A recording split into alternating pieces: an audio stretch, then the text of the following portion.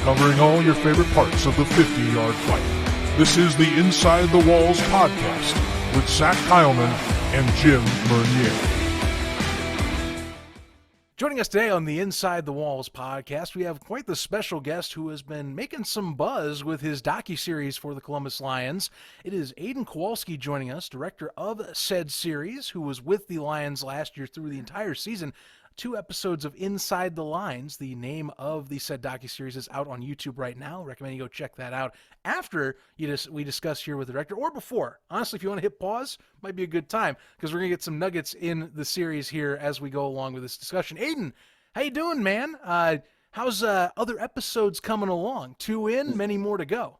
Many more to go, and in that there are a total of 7, so really 5 more to go. They're almost done in this coming month before the season. They should all be finished and released on the Lions website, and it will be a pay-per-view kind of system the way it works. So the first 2 are the freebies, and then we'll just go on from there. But it's a great series, and I'm really looking forward to releasing it.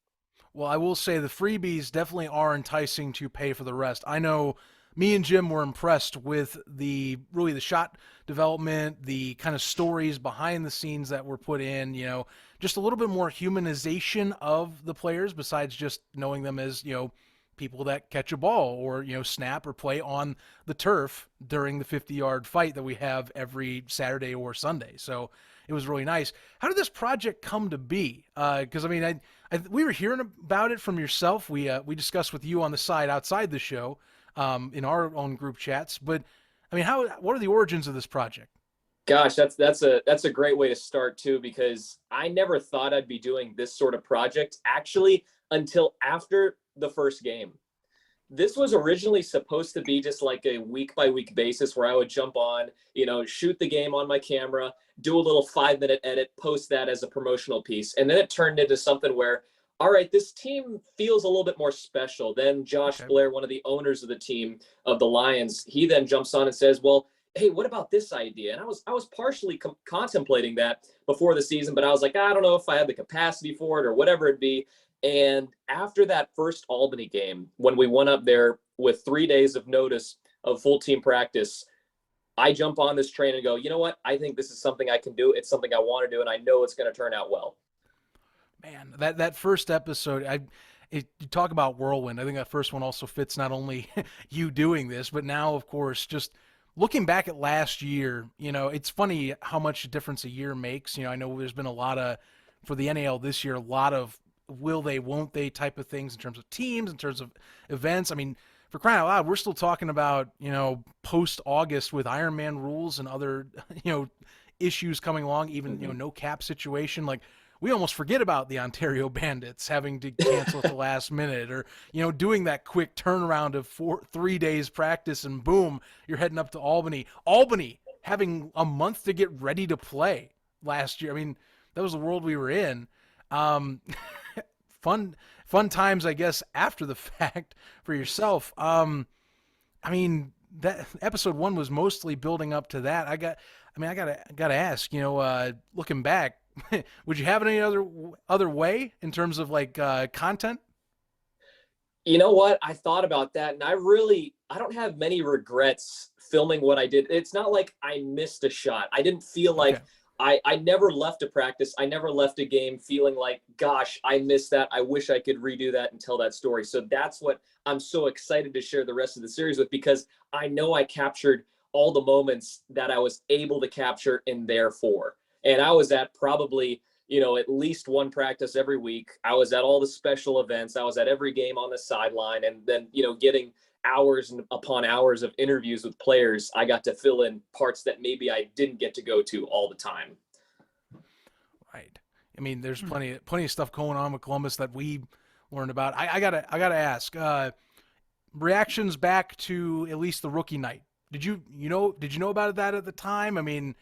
How was it being in the locker room, getting to experience what is a tradition for the organization now? Right. And I think, as Gibson said, he said that's a tradition with almost all football teams. They do a rookie show, and I was unaware of it until that day. And I walk into his office, and he goes, oh, yeah, we're going to be doing a rookie show. And the buzz around that day was hilarious, because guys were trying to get out of it. Like, no one wanted to do it because no one could prepare. And they were like, I'm not going to embarrass myself. But then again, the rookie show, it helped open up the personalities of so many of the guys, and that's really where the chemistry first started. I mean, heck, they even made me go up there and sing. So I was actually singing "Party in the USA" by Miley Cyrus in the locker room in front of all these guys, and there it was like the linemen literally got up and started singing it with me, and that was the funniest thing. I think I had like all the respect after that. So that's sure. What was so cool. You probably got a little more cred filming after that. I'm not just some video guy. We bonded. We watched this man sing Miley Cyrus. We're okay with him sticking some millimeter lens in our faces now. It's fine. Hope we don't get dubbed with the "Party in the USA" part. That's the thing right there. Well, I did include myself for about 5-10 seconds in that first episode. I want to make sure that was in there. Oh yeah. Of course. But working with the team, working with Gibson, you build a relationship. Gibson, even Mason even said that he kind of you became an afterthought because you became one with the team. Not saying exactly. It a bad way. They said first they were kind of like, why is there a camera in my face? And then as the days progressed, you've just become one part of the team. We see some interesting characters. Lonnie Outlaw, Comedian of the Year. Mason Espinosa, bad knees and all. Yes, Mason, I'm still going to get you on that. But overall, who was your most not favorite player to work with during the series, or have we seen that moment yet? Gosh, there's so many of them. I think two that I want to point out. I mean, of course, you have Mason and Lonnie, and they're going to be throughout the series. But Mo Leggett, the veteran D-back, where in episode 3, the Jersey trip, you're really going to start to see his colors and the character that builds from that. Another one I want to point out is Sam Dobbs. He's a rookie that came out of Vanderbilt, and he's kind of getting into the acting scene too. So he's not camera shy whatsoever. Ken Washington is going to be another guy that a lot of people are going to kind of latch onto and say, you know what, if there's a favorite person on this series, it might be Ken Washington. And that's the way I kind of wanted to build it, is build them up as characters in a way so people can kind of play along and almost relate to them in some ways. So we get on a more personal level. You know, I love you brought up Dobbs. Because I thought Thor, that's right. Thor. Because episode 2, I thought like the conclusion after the game, you know, him going, you know, I give the ball back after I'm not used to arena. I just give the ball back after a play. And like that moment, like on the turf, him going like, I'm going to give this to my dad, and like him getting emotional about that. You know, I thought that was like that kind of just shows and really was coming out as like, look, these are people. Like, this is a special moment for this guy. He's playing a technically professional football. This is the highest level you can get in this scene. So, you know, I thought it was pretty incredible. You have any other moments that stick out to you like that? You know, just things you didn't expect, or like maybe you weren't fully prepared to see with this series? You know what? I think the Sam getting emotional in that scene, that was probably the eye opener for me. Unexpected. I mean, gosh, just the season as it goes on. I really, you're going to be treated when you watch episode 3 for that first time. Let me tell you, Mo Leggett is the funniest guy. Okay, so just a little run through. I remember I added a teaser at the end of episode 2 where there was a group of there was like a Jewish family, a Jewish get together for Sabbath, I think it was. Okay. And they were at our team hotel. So we go there, and Mo basically goes up to them, and Mo's, you know, I tagged him as the Renaissance man. He'll go up to anyone, anytime, he'll talk him up. And he just wanted some free food and stuff like that. So we got some free food, met the Jewish community there, and oh my gosh, it's the funniest thing. I just can't stop smiling about it because they just absolutely love the Columbus Lions. And Mason, after the fact, I mean, when we were at the hotel, they got to a point where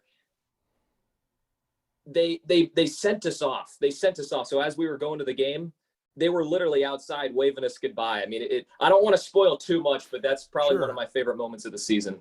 Nice. I was wondering what that connection was at the end. I was like, wait a minute, these are people I definitely have not seen so far in here that have not been with the team. I was like, are these Jersey folks I don't know about? Like, you have a bunch of Jewish people and some dude in the trunk of a car. That's when the tease it. Then I'm like, well, that episode is going to be unique. I'm like, Oh, I Jesus. forgot about that. That's right.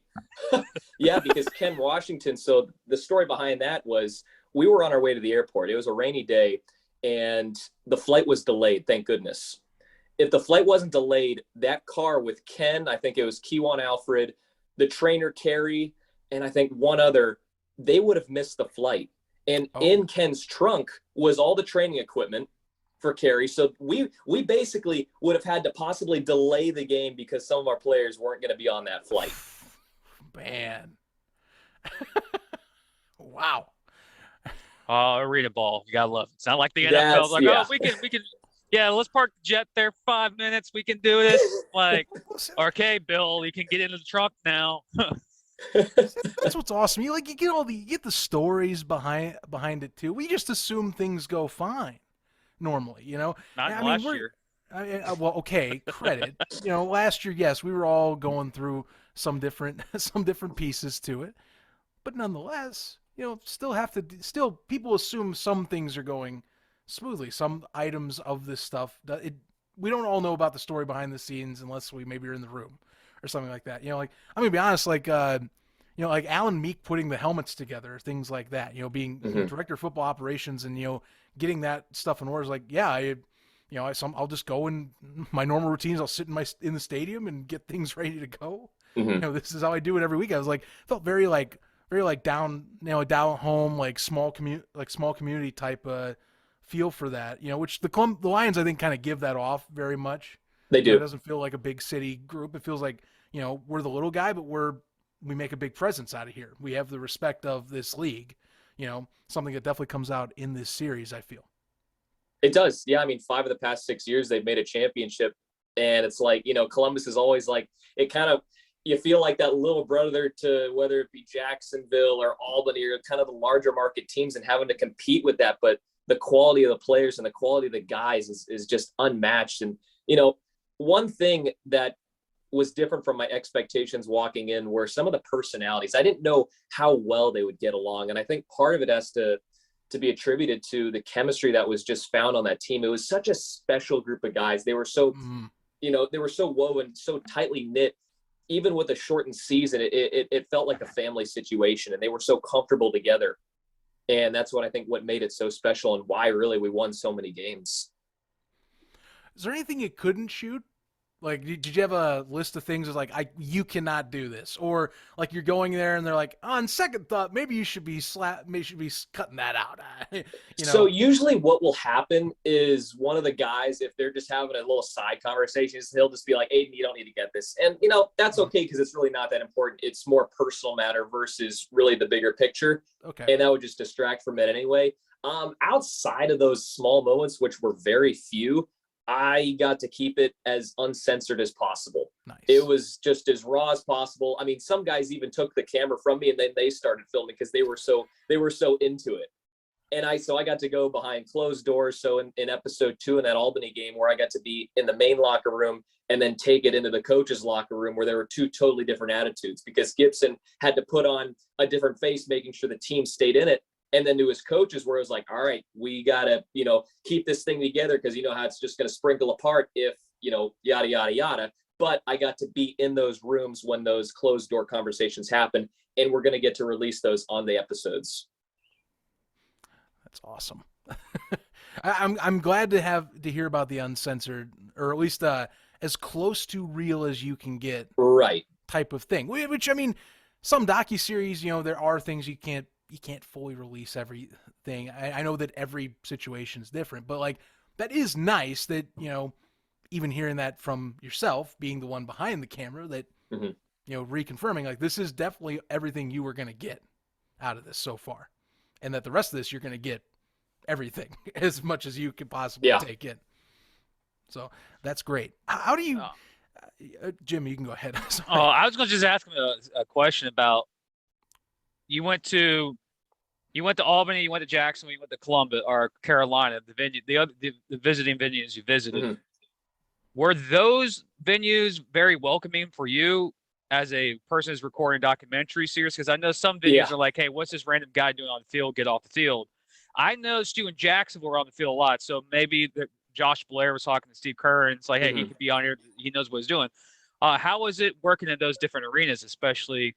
I think you guys traveled to 5 different arenas this year because you did last season. So I just want to see how is other arenas welcoming you to their facility doing this whole entire documentary series? Yeah, that's a great question, and it's an answer that's different for every stadium there. So we started with Albany, and they were totally okay about it. It wasn't really until I got to Carolina or I was starting to maybe push my boundaries in terms of what other people thought that they were seeing on the field. So I was doing what I naturally do. I'm just kind of near the huddle, tucking behind one of the coaches or something like that. And it was, I think, in the second quarter where one of the ushers, the head usher, the head of security came up to me and said, hey, you can't be on the field. You got to be behind, because you know how in Carolina, there's the end zone, and then there's that kind of out of bounds area just beyond it, and then there's the wall. So usually that's where media's allowed to be. It wasn't until I then went over to owner Josh Blair, and I said, hey, they're not letting me on the field. And he's like, all right, hold on. He gets out his phone, one phone call. The lady comes over, and then she's apologizing to me, saying you can go wherever you want. I was like, oh, okay, that's some kind of power right there. Yeah, because I noticed in Jacksonville you were everywhere. Like there was no hesitation. And here's the funny thing about Jacksonville is that that was the only team who'd made me sign a release form saying that if I got injured, they were not responsible for it. After I signed that paper, they said you can go wherever you want. That's the reason. And that also could be that little rivalry. It's like, yeah, sign this right here. So if you get hurt, we're not going to pay for it. But I guarantee you, if anything happened, Josh would have been on Steve's behind and the guys in Jacksonville. Something would have gotten your way if something like that did occur. Oh, I imagine you're going to be that camera guy. It's like, I might get killed, but I got the shot. Right. And that's what it was so funny because there were some shots that the players were starting to come after me where it was maybe an interception. So I was standing behind Coach Reed, Brandon Reed he was the defensive coordinator for last season. He retired, but man, I mean, what a guy and what a coach after getting to talk with him some. But there was an interception in Jacksonville where it was along the left sideline and they were coming down. So I was having to run with my camera and I'm having to move it all over. So that was probably the one shot I missed maybe all season.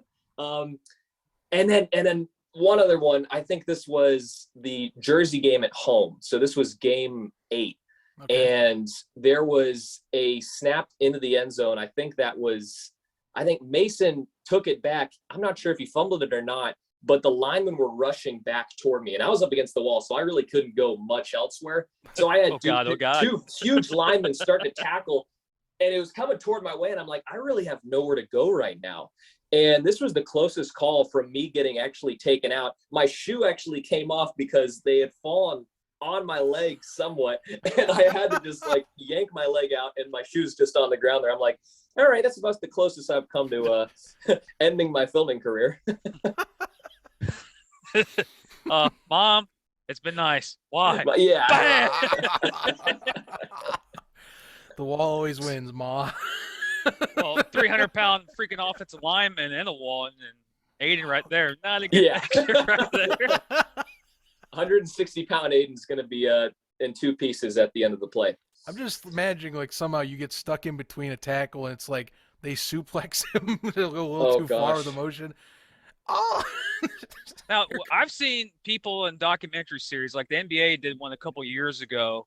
I think it was either the Bulls or the Pistons were doing it, and it's the notorious Carlos Boozer nut shot hit, and he hit the camera guy. Like he dunked, turned around, swung, and knocked the camera guy out. And that's really close call there. I forgot what the NBA show. It's on. I guarantee it's on NBA Network. If any of our listeners know what I'm talking about, they covered a couple of players. They highlight a couple of players throughout the year. Like it was Carlos Boozer, Derrick Rose, and I think there was a couple other guys. And literally they showed the blooper reel. And I remember watching either, I think it was on YouTube or something, I ran into it. And literally I saw these camera guys getting hit in the head, nut shots, hit in the knee, or especially guys in the NFL, guys who are filming the game, see the guy catch the ball, but they got to stay there because CBS said it's going to be reviewed if it's a catch, and they get completely annihilated because you got the 2 DBs and the receiver just coming out at full speed ahead. So what's your opinion about having a full costume of just pads? So you're walking around there just pads, so you don't get hit, because I've seen videos all around, like people who do documentary series. I'm like, Oh, Jim. that looks like season ending. I'm like, and nothing happened to Aidan and Jacksonville that I remember, but there was some. I watched arena football my whole life. I've seen some brutal hits on the wall. I'm like, just adding the camera guy there. Like, I look at the cheerleaders sometimes in some of the teams. Like, Carolina has cheerleaders on the field. I think Jacksonville still does occasionally. I'm like, what happens if there's an interception and they're in the way? There's going to be some damage. So refs get plowed over too. Like, That just happened this past week in other leagues. I'm not joking. Yeah. You know? Are you talking about the referee that get the ball bounced off his head? Like there was a slot route the quarterback threw and popped him right in the head, like clearly like right. There was that. There was a fumble from, like the longest yard. I'm like, oh my god, he got knocked out. Right. I mean, talk about hazards. I'm like, but still, it's like you're brave, dude. Like I'm a former football player. Zach's a former football player. I ain't getting on that field during the game. Oh, hell no. Like, after the first game, after the first couple of games, I got fairly comfortable with it because then I started to understand more about arena football because I didn't really watch a whole lot of arena football before this past season. So after I kind of understood the play calls, a little bit about what they're doing, the formations, where things are, where the coaches stand, I felt pretty safe. So you're now a fan of the game? Now I'll check every chat, every Facebook message. Oh.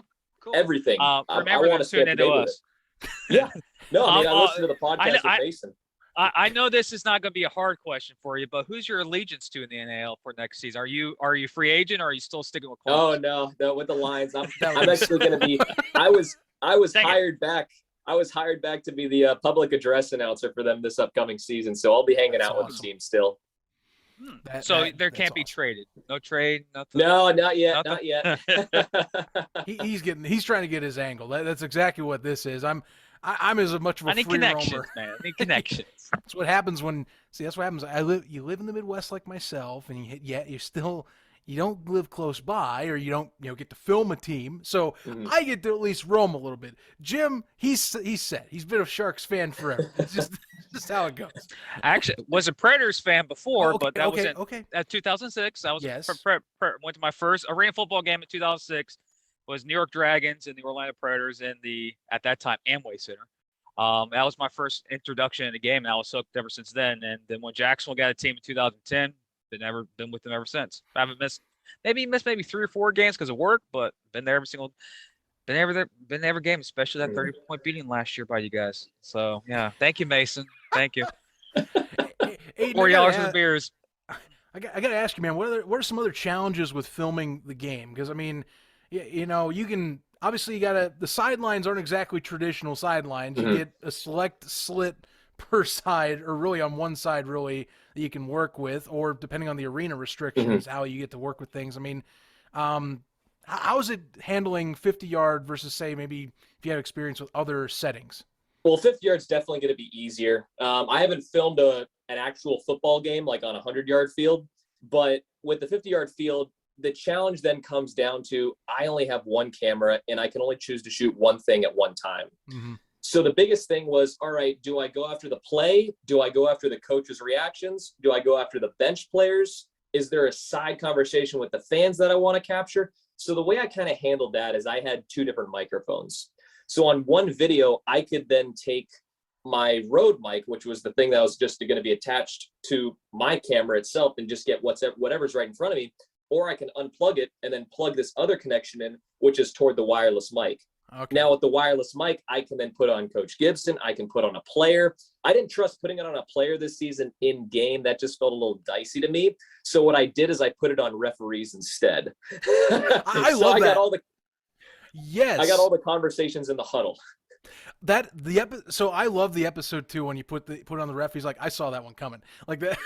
It's the score. I love that. I get a little bit of the. Why don't you give me some calls, man? Like, I am a sucker for like mic'd up segments. So I was very surprised to get that. I will admit, but like they were good choices in that regard. So fun stuff is what I'm trying to say.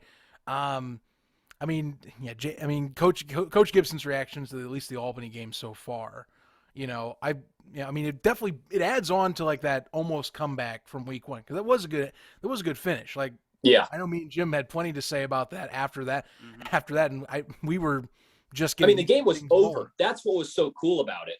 And I think for anyone new to arena football, to see that as their first experience of what an arena football game can be in the last 30 seconds and then come back and have a potential game-winning drive, that was so eye-opening to me. And that's when it changed. And I was like, oh, okay, this is something special. This is cool. Yeah, This because is different. you caught a scene with Mason and Gibson said, "What are you thinking?" And Mason's like, "They gave us too much time left."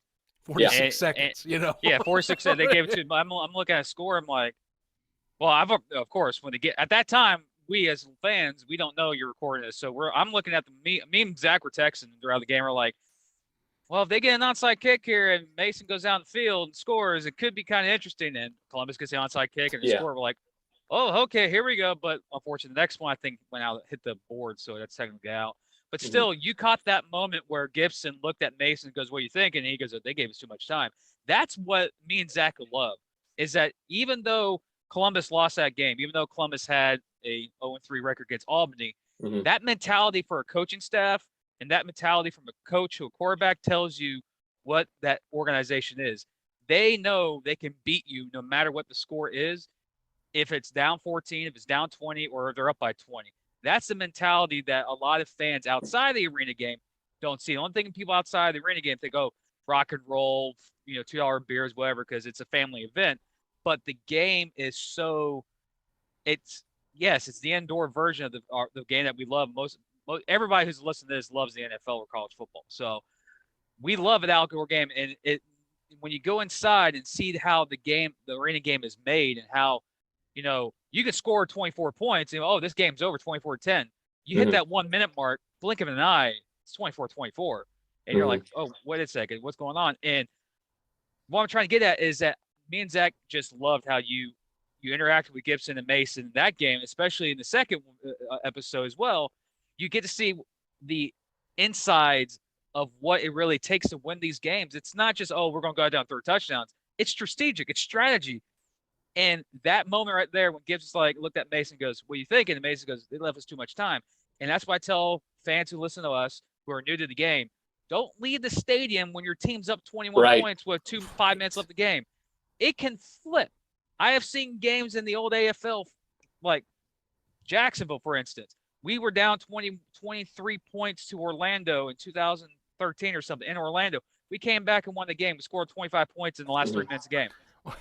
You're starting to sound like Gibson from episode 2, and he even says as well, I've been down 21. He can come back. Like, it's a thing, And I've been up 21 and lost.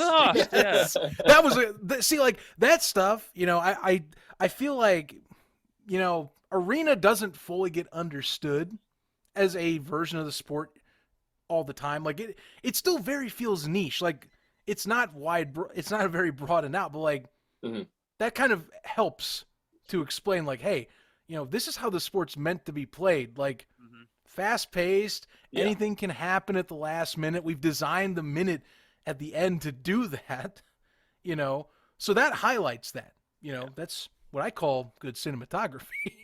And that's what I wanted to do. So I wanted to turn it into something where someone who's never seen an arena football game maybe has just heard of the sport, because most people have heard of the sport. They just really don't think much of it because they don't really know anything about it. So that's what I wanted to do with that first and then second episode, is introduce that, get them kind of hooked onto the idea. And now we can start having fun and seeing what is really behind kind of life in the minor leagues in a way. It's still professional football, but just a different scale and really a different game. And that's what's fascinating about it. And what you just mentioned about people don't know the game, there's also a lot of people out there that completely forgot about arena football because the AFL is gone. People say, it's a dead league. Because we run into people all the time that message our Twitter account, our Facebook account, like, I didn't realize the Arena Football League was still around. It's like, no, we're not the Arena Football League. We're the National Arena League, but we played the arena-style game. So, yes, the game is still on. Similar teams. There's still similar teams that's still from the past AFL, but it's just amazing how this documentary series, I guarantee, is attracting more fans back to the game, especially Columbus fans that are like, oh, they're still around. I thought the COVID-19 situation ended a lot of these teams. But it just tells you that you just brought it up. Arena game is still around. It's just that a lot of people don't know the rules, or they completely forgot about it, thinking, oh, because the AFL is gone means the game is gone. Right. For yourself, you're a content creator. I mean, I know you kind of just explained that you became more of a fan through this now. Yeah. We don't see enough of this in this sport. Like I'm talking just like series like this, coverage of games, extra content outside just the live broadcast. It doesn't happen often. We're actually seeing more and more in the arena scene this year, along with your stuff too, where it feels like we're getting more of that. I mean, it's a sport that I think needs to be covered. I mean, how do you advocate for that for yourself? Is there It's tough. It's tough. I know. I understand your question. It really comes down to money, I think, is Sure. that leagues can't afford one good camera crew. And I think, unless you're paying top dollar, like NFL film kind of quality, it's tough to put out something unless the producer, like myself, is just so passionate about creating this thing that I just kind of hopped on board and say, you know what, I'm going to see this thing through.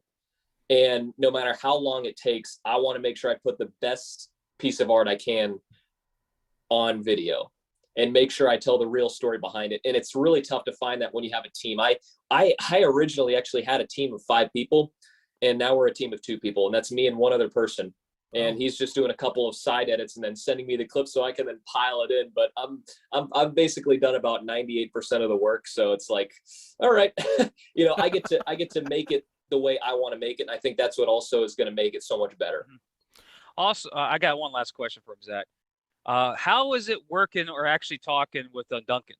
He's a guy who knows the arena game. I saw that you had him on the video in the first episode, and he's in a lot of 2 episodes. Have him breaking down the arena game, the Columbus Lions, as they're one of the longest reigning teams in existence right now. He's a guy that, for people who don't know what we're talking about, this guy does inside the arena. No, he's arena football statement is what you're talking about. Arena football statement. That's right. Yeah. Inside arena is another guy. He's also a good guy. He loves the sport. But how is it working with him? Because we know him. He's very genuine, and he knows his stuff. We know our stuff, and we bounce information from each other. How is it actually getting him to get onto the show to talk about the Columbus Lions and the overall landscape of arena football? Yeah, so we first met when Albany came to town in week 7, or I think it was game 7. That was the time Albany came to Columbus, and he made the drive down. I think I forget exactly where he's from, but it was, a 20-hour drive. He was out kind of over, west side of the country. But he's also a filmmaker. And that's what, I didn't realize, but he actually put out a piece of his own. Yeah, he did. This past month, and I still want to be able to buy the DVD and still watch it. I'm a full-time student and working on this, so I haven't totally found the time yet. But I really want to see his work as well. But I got to know him a little bit, kind of learn his knowledge of the game, and then he really offered to make this piece for me, where I was like, you know what, I wanted to film him on the field. Our original shoot was just asking him questions about the game, and then he took it a step further and then went to his studio and then filmed that first piece himself. So then I was just able to plug it in, and then he was able to give a great background of the game itself. Nice. I did like that, putting in the Arena Football Guru piece too. I mean, that's a good one. That's a good one to explain it. I mean, I think more and more, especially I think the last year, more and more people, and this is praise to him, have really started looking and saying, this guy is kind of like your know-it-all, flip a page. He's going to give you something about any of these, beyond just the big 3. Like we're talking like all the smaller stuff too. Like, guy's an encyclopedia for it. I appreciate that. And that's AFL, whether it's true or not, and really it is. We've kind of built it that way, and that's what makes it even cooler. So now he's the guru of arena football. So that's kind of special. And I love that. I think that's great. And again, it highlights a community member, because I think like the NAL in particular, we talk about the Facebook group that many of us are in. Like that's kind of like, it's just our big community center of talking to people. Like 7,000 plus people strong and everything. It's the best way to talk with folks that love the National Arena League. So like, I love seeing that forum and those pieces of the group being highlighted in this video too, that help support the leagues too, because fans are just as important. is all I can tell you. Anyway, So I got huh? So are we reporting too? We're on that page. We We're are on a couple. important. I am. I'm just saying. I always take, Zach. I always take the humble road. Okay, I am. Yeah. That is me by nature. If someone else doesn't think so, that's fine. I'm just telling you that's what I think. Anyhow, I'm curious, Aidan. Where are you going from here, man? Like, I know you just said PA announcer course, but like, where's you got any other side projects in the works? Like, what's going for you right now? Well, I haven't thought too much about that. I'll be graduating from Auburn this coming May, and then I'm deciding to stay here for grad school, doing some of that, hanging out, arena, watching the Lions games, and maybe do it. I've contemplated some side projects. I don't think I'll ever be doing this size of project again in terms of for a arena football team. Okay. Maybe another sport. Who knows? We'll see how this goes at the end of once it's all said and done, and once I get my marketing spiel out and get maybe a year down the line, then this thing turned into something even larger than I would have thought. So that's still TBD right now, but just kind of enjoying the moment and what this is. Well, I can't wait to see all these pieces on your reel. That's what I'm gonna be honest with you. That should be some great material for a website, for a Vimeo, And I think the best part's going to be is when I don't think I'll include this until maybe after the season begins, but definitely a blooper reel, or at least an uncut version of some scenes that didn't make the cut just because they didn't quite fit the puzzle. But they're just entertaining in its own right. That'll also be pretty entertaining as well. That will be a good laugh. Especially if Lonnie Outlaw's in him. God! He's in there a lot. Yeah, you don't need to worry about that. He's a character. Oh, that ought to be fun. I'm looking forward to seeing the rest of the series. Jim and I, again, we'll say it again. Really love what you did here. Thank you guys. Very much. Even if you don't make another arena project like you said, or if it doesn't come to be, just having this out there, that's another step. Like we want this sport and at least the league in general to grow and get more exposure. Mm-hmm. This is a way of doing it, and it's a good way of doing it. It's a quality way you did it. So we got to thank you for that.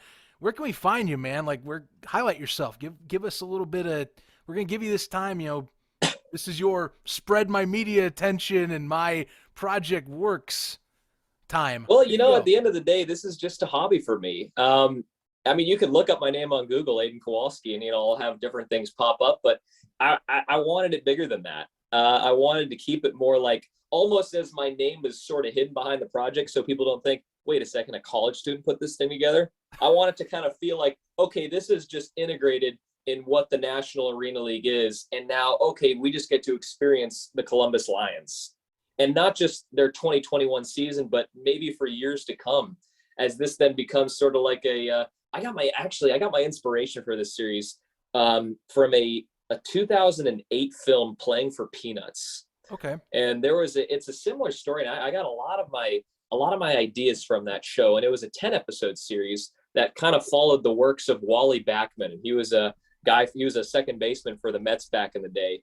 And this is just like a small independent film that follows the South Georgia Peanuts, and it's called Playing for Peanuts. Ah, okay. And I was just so entertained by it. I watched the series so many times, finally bought the DVD. I'm like, you know what? I can do this with the Lions. And that's where it kind of started and snowballed into something more. Now I'm proud to say, all right, this series is, if not maybe even better than Playing for Peanuts after watching that and seeing what I've started to do with the Lions. I'm about to take a look at that. I can see the similarities on how you got that, because I feel a lot of stuff with, like, for example, minor league baseball does pertain to how we look at the arena aspects of it. If you didn't get that before, I think people then get more eye raise on realizing that through this too, especially episode 1. So completely understand that. Jim, you have anything else here before we let our good buddy go?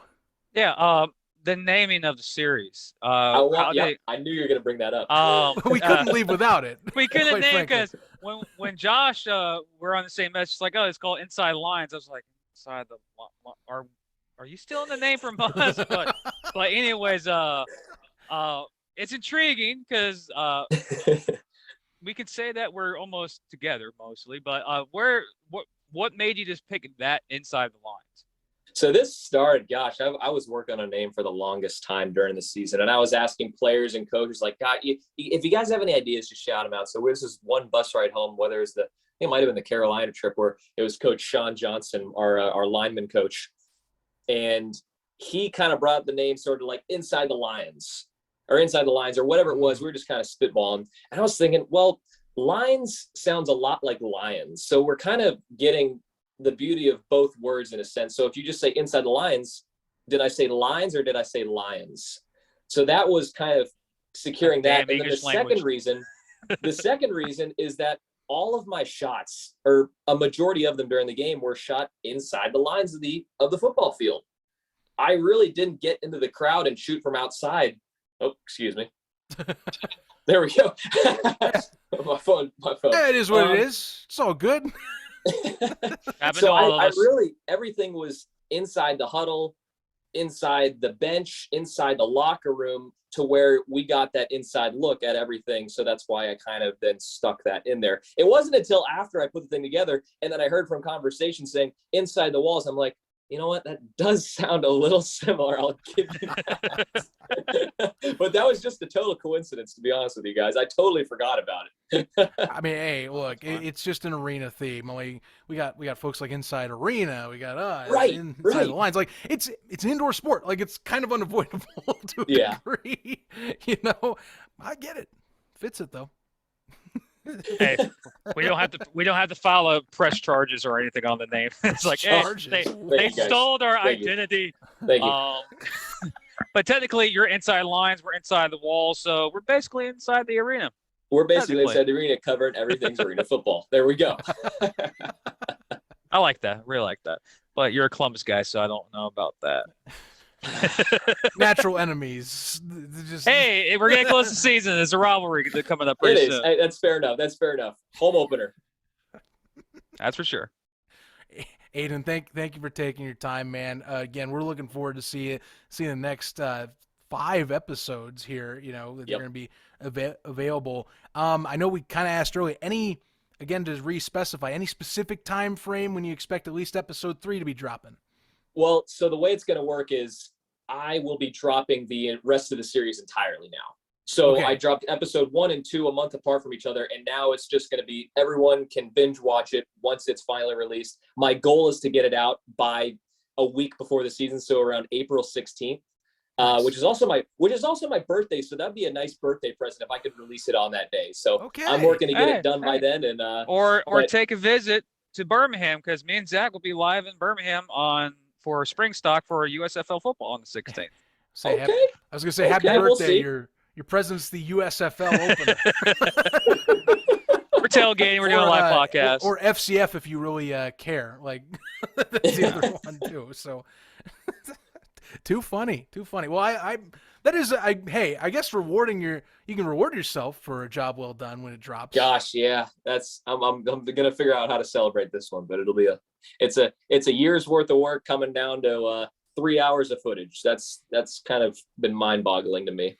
Well, be proud for sure about it. Like I said, there's a lot of people that, again, you probably already got your own feedback about it, but I mean, people are happy about this. They love it. So again, thank you very much. You know, it's a great media piece for the community, and at least for indoor arena football in general. Gentlemen, thank you so much for having me. It was just a pleasure talking about it, and I really look forward to releasing it and hearing all the comments coming forth. That'll do. Appreciate it. Yeah, hey, stop the recording, Zach. Yeah, I can stop it.